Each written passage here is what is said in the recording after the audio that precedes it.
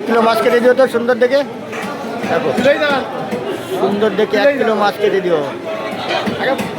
আর black cup মাছ কিন্তু খেতে খুব সুস্বাদু হয়, অনেকবার দেখেছিলেন। দেখেন আজকেও রবিবারে কিন্তু আমি দেখাচ্ছি, জামাই ষষ্ঠীর পর দিন। দেখেন এই মাছও কিন্তু খেতে খুব সুস্বাদু হয়। দেখেন দাদা মাছটা কাটছে, এত পরিমাণে ওজন যে ধরে ধরে কাটতে হচ্ছে। কালারটা দেখো একদম,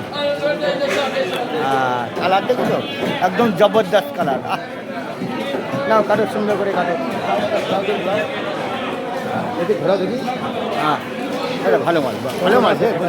ও হালকা অল্প স্বল্প থাকবেই, অল্প 1 কিলো দাও, এখানে 1 কিলো কিনে দাও।